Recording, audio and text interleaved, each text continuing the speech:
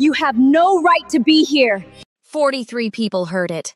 27 people saw it. Only one person understood what it would cost. The slap landed so hard that the crystal glass in Nyla's hand slipped from her fingers and shattered across the marble floor. Champagne glasses froze halfway to lips. A waiter stopped walking. A violinist near the ballroom entrance lowered his bow and stared. The silence that followed was louder than the slap itself. Across from her, the woman in the red dress stood with her hands still raised, smiling, not nervously, not accidentally, proudly, the smile of a woman who believed she had just put someone in their place. "You should have stayed away from him," she said. The woman she had struck did not cry, did not argue, did not raise her voice.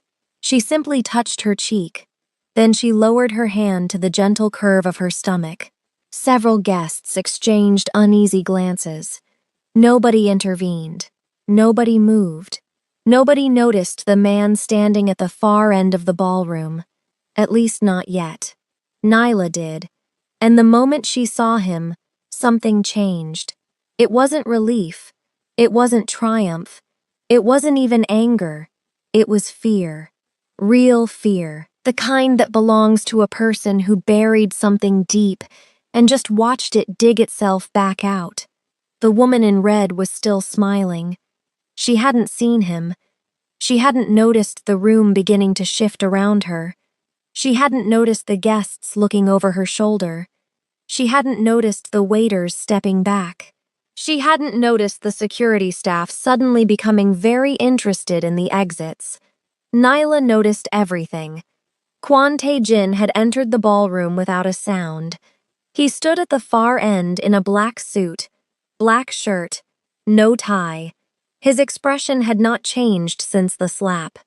That was the most frightening part, because most men became angry when something like this happened. He had become still. The woman in red finally sensed something was wrong. Her smile faltered, just slightly. She turned. What happened next would expose a lie that had survived for 7 years. Destroy the family Kwon Tae-jin had spent his whole life protecting, and reveal why someone had spent months ensuring that the unborn child beneath Nyla's heart was never born into that family. The woman in red thought she had just slapped a stranger. She was wrong. The truth was far worse. Because the woman she had really attacked was the only witness still alive to the night Tae-jin's mother disappeared. The woman in the red dress had not finished. That was the thing about people who believed they had power. They never knew when to stop. She stepped closer to Nyla, close enough that the guests nearest to them could hear every word. 7 months, she said. He looked for you for 7 months and you hid. Like carrying his child meant nothing to you. A murmur moved through the crowd. Nyla said nothing. She kept her hand on her stomach. Her breathing was controlled, deliberate. The breathing of someone who had prepared for this moment, not because she knew it was coming, but because she had always known something like it eventually would. "You disappeared," the woman continued. "No message, no explanation, nothing. And now you show up here, at his family's event, like you belong?" She laughed softly. "You were a mistake he almost made permanent." Several guests looked away. A woman near the far table pressed her lips together. A man in a gray suit studied his shoes. Nyla lifted her eyes. Not with anger, not with tears, with something quieter and more unsettling than either. She looked at the woman in the red dress the way someone looks at a door they already know is going to close. "I didn't come here for him," Nyla said. Her voice was low, steady, each word placed carefully, like someone walking across ice they weren't certain would hold. "I came here because someone told me my child's life was in danger." The woman in red blinked. Just once. But it was enough. Something shifted in her expression. Not guilt. Not quite. Something closer to confusion. as though a script she had memorized had suddenly skipped several pages ahead. Before she could respond, the crowd parted. Not dramatically, not all at once, quietly, the way water moves around something it cannot go through. Kwon Tae-jin walked toward them. Not fast, not slow. He walked the way men walk when they have already decided what happens next, and the only remaining question is how long everyone else needs to catch up. He stopped 3 feet from the woman in red. He did not look at her immediately. He looked at Nyla first, at her cheek, at her hand resting on her stomach, at the steadiness in her eyes that almost everyone else in that room had completely missed. Then he turned to the woman in the red dress. When he finally spoke, his voice was so quiet that the guests nearest to him leaned in slightly to hear. Who told you she was nobody? The question nobody expected was not the one Tae-jin asked. It was the one Nyla answered with. But that came later. First, Tae-jin looked toward his head of security. No command, no raised voice. Just a look that 11 years of service had taught one man to read perfectly. The nearest guests drifted back, slowly, reluctantly, the way people move when they want to stay but understand they are no longer welcome in the space between two people. The room was not empty, it only pretended to be. Along the far walls, guests stood with their champagne and their careful expressions, watching without appearing to watch. The kind of audience that would remember everything and admit to nothing. Tae-jin did not care. He looked at Nyla. How long have you been in New York? 3 weeks. Where before that? Atlanta, then Houston, then a place outside Charleston. 3 cities, 3 states. The kind of movement that does not come from restlessness. It comes from someone running a careful, exhausting calculation about where they will be safe. I sent 41 messages, he said. I know. You read none of them. I read every one, Nyla said. After I changed the number. The distinction mattered. She had not simply vanished. She had made a decision, deliberate and painful, and she had lived inside it for 7 months without flinching. Why? She looked at him steadily. Because you told me to leave. Tae-jin went very still. I told you nothing. The message came from your private line, Nyla said. The personal number with 4 access points in the world. It said you had reconsidered everything. That I was a mistake you could not afford. That I should leave Seoul before your family's legal team contacted me formally.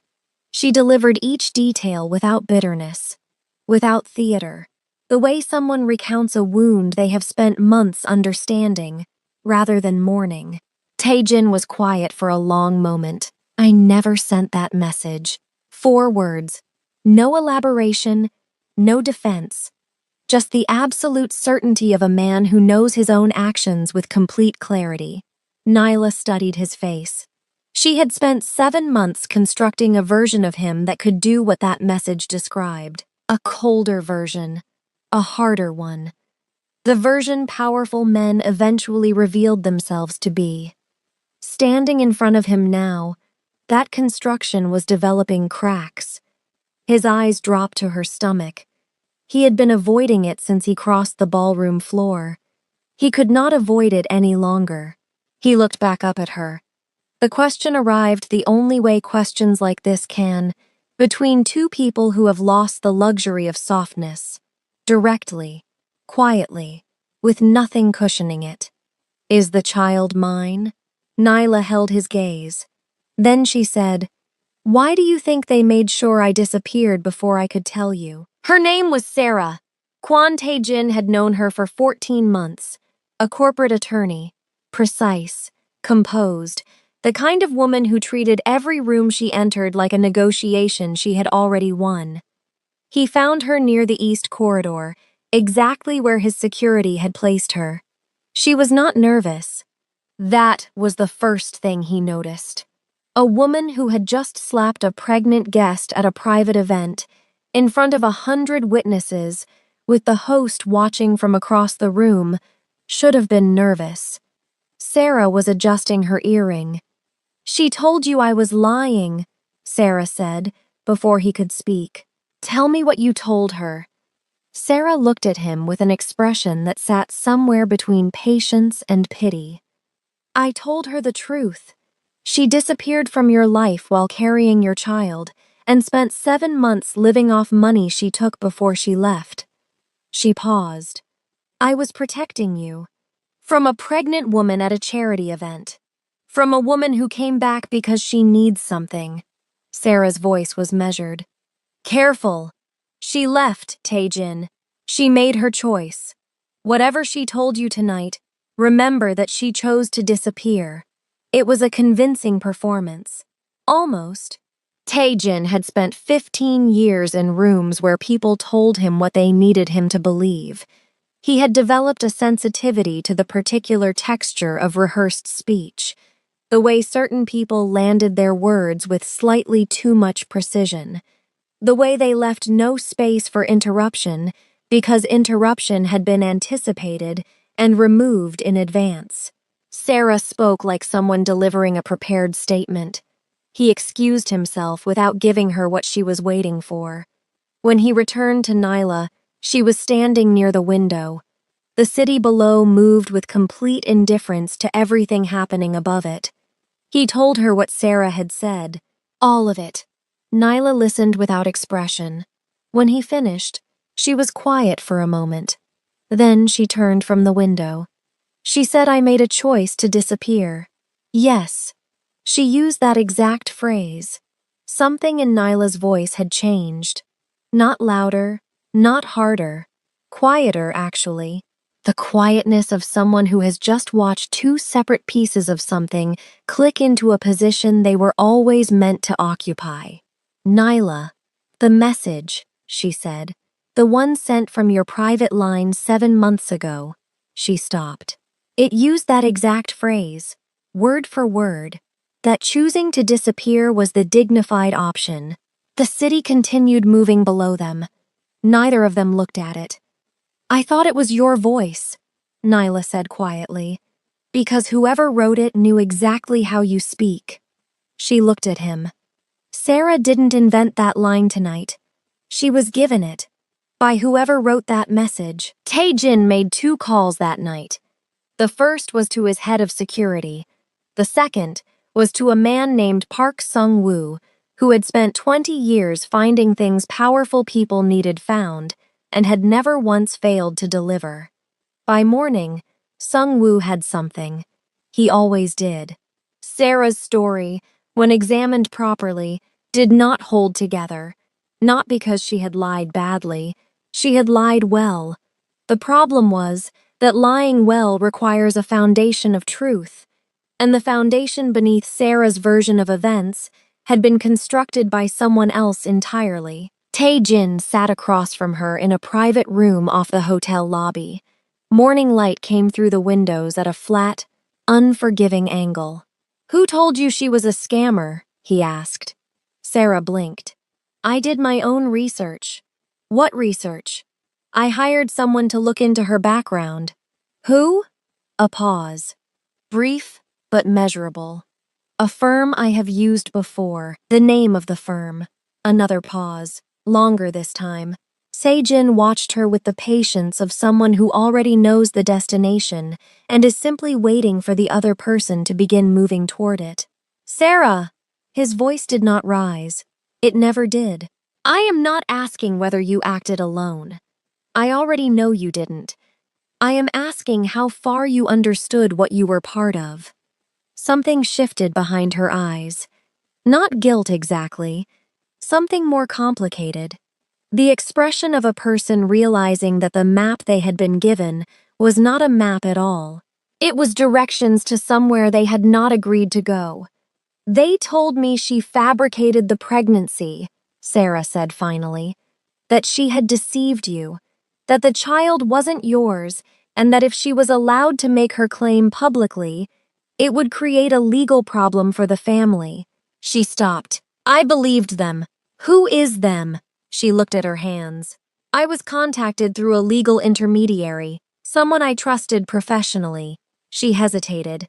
I never questioned it because the information felt legitimate. It had documentation, medical records, financial records. It looked real. It was manufactured, Taejin said. Sarah said nothing.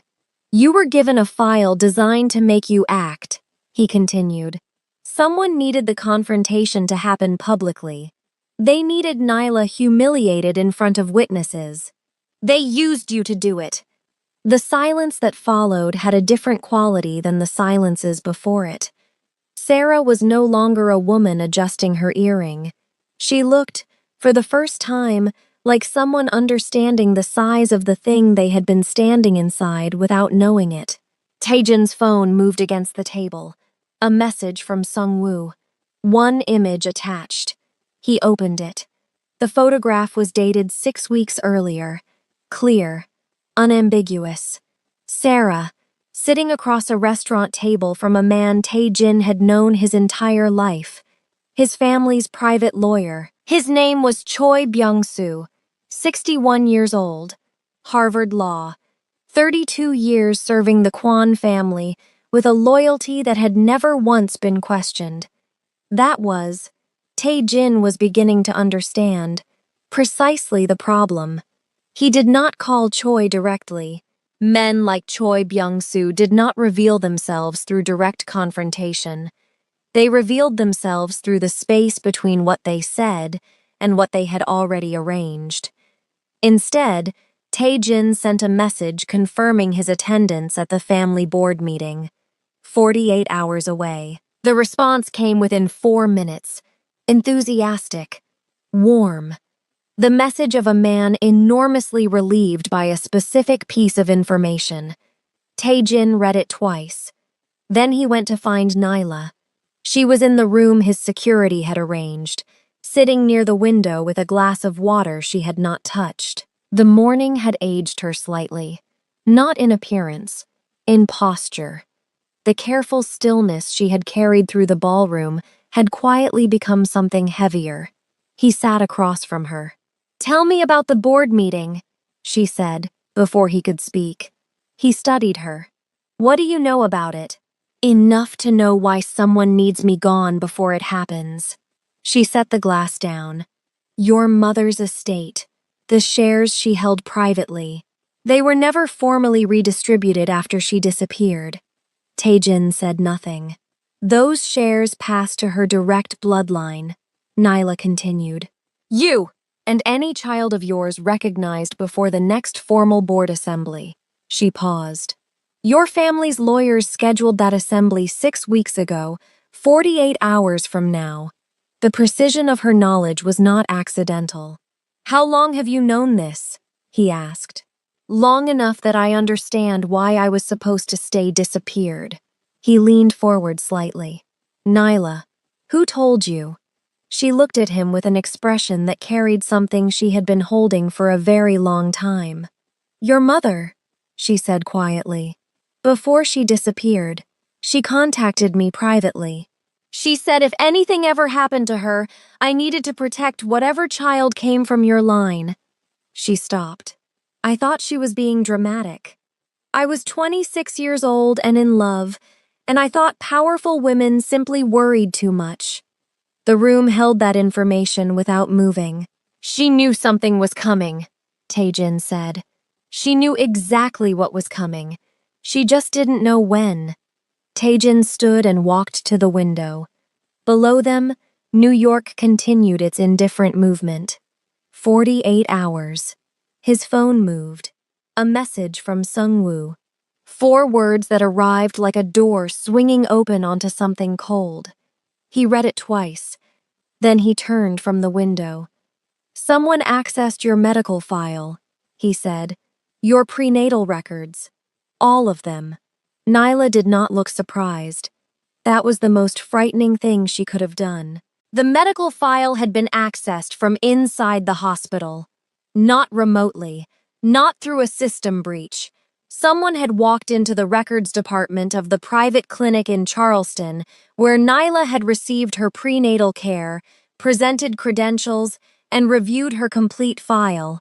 6 weeks ago, 2 weeks after the board meeting was scheduled, Sung-woo placed the access log on the table between them. The credentials used belonged to a medical consultant. Licensed. Legitimate. The kind of professional whose presence in a records room would raise no questions. The consulting firm's registered address was a building in Midtown Manhattan, 3 floors below Choi Byung-soo's office. Tae-jin wanted to move her.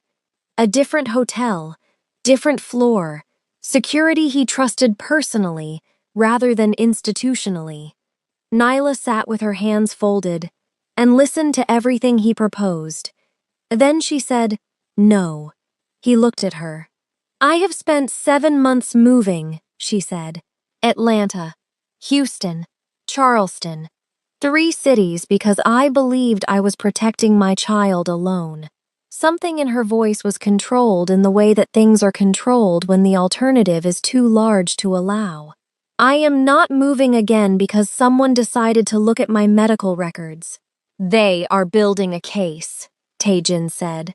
"Someone is constructing documentation to challenge the child's paternity before the board meeting. If they present a legal challenge with fabricated medical evidence in the next 48 hours, the assembly proceeds without recognizing the inheritance claim. I understand what they are doing. Then you understand why you cannot stay exposed."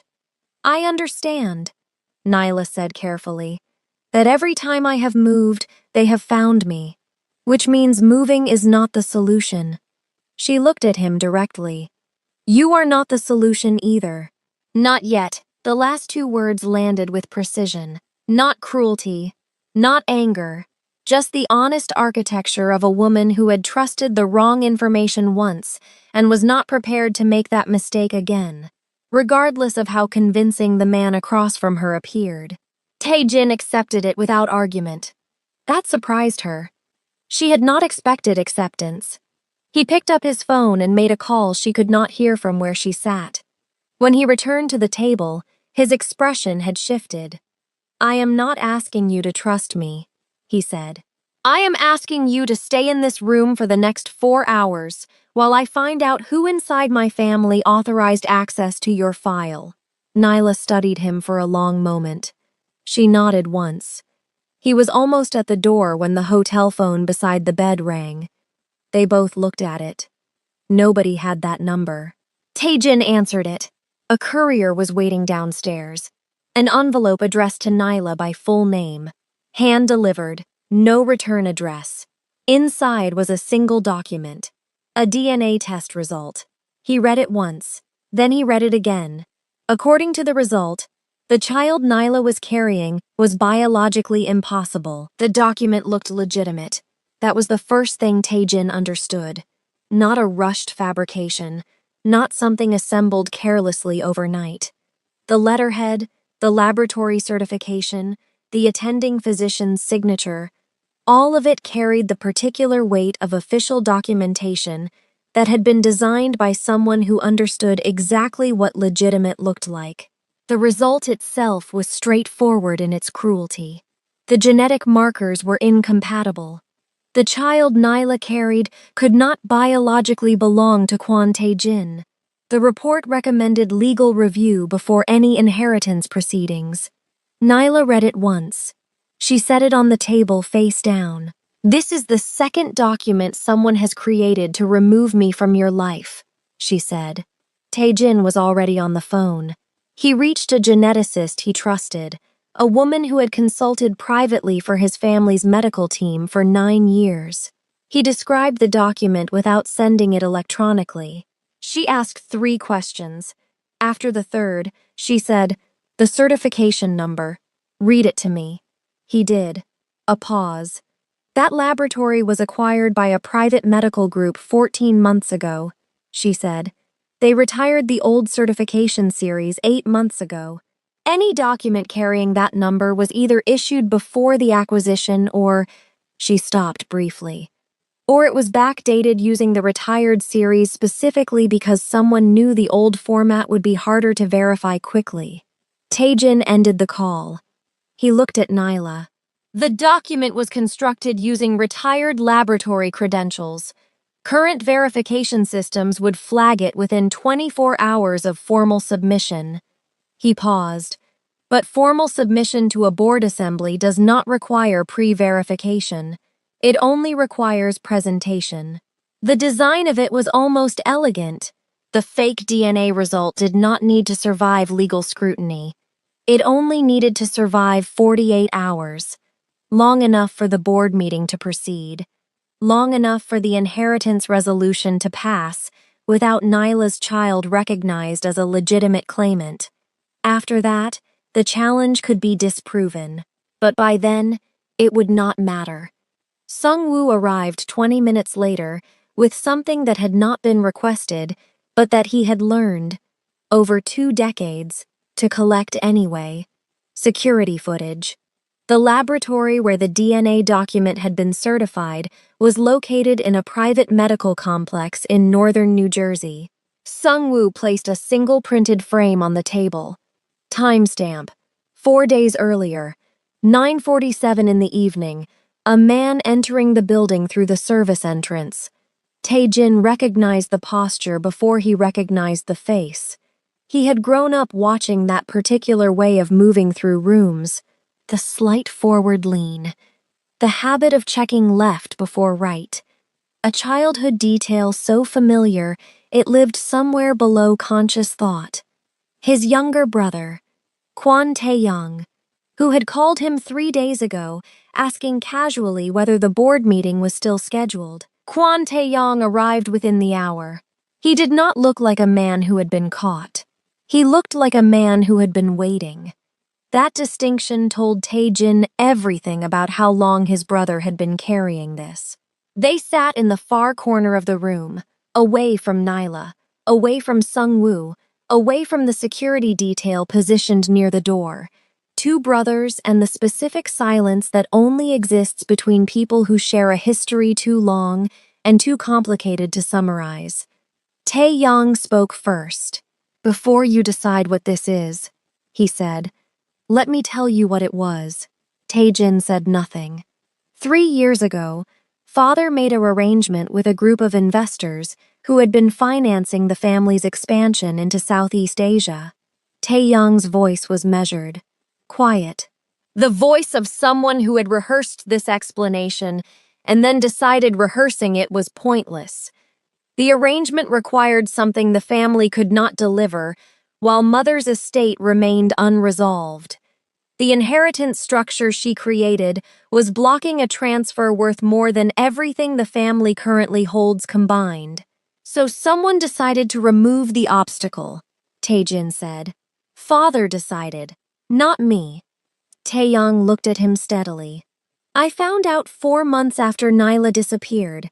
I found out because I noticed the message had been sent from your private line while you were in Tokyo. I pulled the access log myself, and you said nothing. I said nothing because by then she was already gone, and father told me the investors would move against the entire family if the arrangement collapsed. He stopped. I believed him. I thought I was protecting what was left. Tae-jin studied his brother's face for a long moment. The terrible thing was that he recognized it. The particular exhaustion of someone who made a wrong decision for reasons that felt, at the time, entirely reasonable. The DNA document, Tae-jin said. Tae-young closed his eyes briefly. I was told it was a precaution, that nobody would ever actually use it, that its existence alone would be enough to discourage a legal challenge. He paused. I understood 3 days ago that I had been wrong about that also. The room held everything that had just been said. Tae-jin stood and walked back toward Nyla. She had heard enough. He could see it in her face. Not surprise, not anger, confirmation. You knew it was the family, he said. I suspected. She looked up at him. But that is not why I came back. Something in her tone stopped him. I came back, Nyla said, because 8 days ago, I received an anonymous message. She picked up her phone and held it toward him. 4 words. He read them once and felt something shift permanently in his understanding of how much danger they were actually in. The message read, "Your baby won't survive Thursday." Thursday was 22 hours away. Tae-jin read the message 3 times. Then he set the phone down with the careful precision of a man who understood that his next decision needed to be the correct one. "When did you receive this?" 8 days ago. "You came to New York 8 days ago." "Yes." "You came directly here." "Yes." He looked at her. "Why New York? Why this event specifically?" Nyla reached into the inside pocket of her coat and placed a document on the table. Not a copy, an original. The kind of paper that aged at the edges and carried the particular texture of something that had been handled carefully over a long period of time. "Your mother gave me this before she disappeared," Nyla said. "I told you she contacted me privately. What I didn't tell you is that she also gave me something to keep." Tae-jin looked at the document without touching it. "She said I would know when to use it," Nyla continued. "She said the moment someone tried to remove me from your life, the document would become the only thing protecting your child." She paused. "I spent 7 months believing the threat came from you. It took me 5 more months to understand I had been reading the wrong name." Tae-jin finally picked up the document. It was a private trust agreement, dated 11 years earlier. His mother's signature ran across the bottom in the handwriting he still recognized from childhood birthday cards and notes left outside his university dormitory door. The trust was structured around one condition: if Kwon Tae-jin produced a recognized heir before his 40th birthday, a specific portfolio of privately held shares would transfer directly to that child, bypassing the board, bypassing the family assembly, bypassing every legal instrument the family had spent a decade carefully constructing. His 40th birthday was in 6 weeks. "She built a direct line," Tae-jin said quietly. "She built a door nobody else could close," Nyla said. "That is why the board meeting matters. Not because your family needs a vote, because they need a vote before your child is formally recognized. After recognition, the trust activates automatically, and the vote becomes irrelevant." Tae-jin set the document down. He understood now why his mother had disappeared. Not because she had become inconvenient, because she had become unstoppable. And someone had decided that was unacceptable. He turned to the final page of the trust document. His mother had included one additional clause: a named executor. Someone designated to administer the trust independently if she was no longer able to do so herself. He read the name. Then he read it again. The room rearranged itself around that name. Because the person his mother had trusted above everyone else to protect her grandchild was the last person in that family Tae-jin would ever have suspected. Her name was Kwon Mi-rae, Tae-jin's stepmother, 57 years old. Precise in the way that certain women become precise when they have spent decades operating inside structures built by other people. She had entered the Kwon family through marriage when Tae-jin was 19, 18 months after his mother disappeared. He had always understood her as a careful woman. He had never understood her as a dangerous one. That had been his most expensive mistake. She was already in New York. Sung-woo confirmed it within the hour. She had arrived 2 days before the event, staying at a hotel 4 blocks from the Whitmore. Her calendar showed a meeting with Choi Byung-soo the morning of the ballroom event. Not after, before. The sequence of it assembled itself with terrible clarity. Mi-rae had known about the trust from the beginning. His mother had named her executor believing she was choosing someone inside the family who could be trusted to operate independently, someone whose position gave her access without raising suspicion. What his mother had not known was that Mi-rae had read every clause of that trust document the day after the funeral and understood immediately what it meant for her own position inside the family. A recognized Quan heir activated a trust that bypassed the board entirely. The board was the only instrument through which Murray held any real authority. Without it, she was the widow of a secondary marriage with no bloodline claim and no structural power. She had spent 7 years building a solution. Tae-jin walked into her hotel suite without announcement. Mireille was sitting at the desk near the window. She looked up without alarm when he entered. That was the first confirmation. An innocent woman would have been startled. Mireille simply set down her pen. "I wondered how long the DNA document would hold," she said. No denial, no performance. The particular calm of someone who had always known this conversation was coming and had decided long ago how they intended to conduct it. "You forged the message from my line," Tae-jin said. "I had access to your line for 3 days while you were in Tokyo. Your security team upgraded the system the following week." She paused. "Timing has always been my greatest skill. You manipulated Sarah. Sarah needed very little manipulation. She needed direction and documentation, both of which I provided." She tilted her head slightly. She genuinely believed everything she said to that woman last night. That made her considerably more convincing than a professional would have been. And Tae-young. Something moved briefly across Murray's face. "Your brother has a weakness for believing that protecting the family and protecting me are the same thing. I allowed him to continue believing that longer than I should have." Tae-jin looked at her steadily. "It's over, Mireille."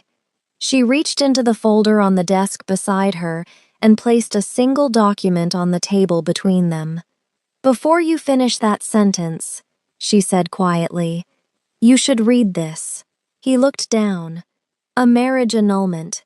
His signature across the bottom. The signature was his. Every detail correct. The particular pressure he applied to the T. The way the second N in his name ran slightly forward. The ink color he used exclusively for family documents. Tae-jin looked at it for a long time. "Where did you get this?" he asked. "I had it prepared 18 months ago," Murray said, "by the same firm that handled your father's estate documentation.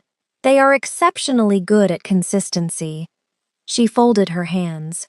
"If this reaches the board assembly tomorrow, your marriage is legally dissolved before your child's claim can be formally presented. No recognized marriage, no legitimate heir, no trust activation." The architecture of it was complete. Murray had not built a trap. She had built a corridor with one exit, and she had been quietly closing every door along it for 7 years. Tae-jin looked at the annulment without touching it. "You have 2 options," Murray continued. "Walk away from the board meeting tomorrow. Allow the inheritance resolution to pass without contest.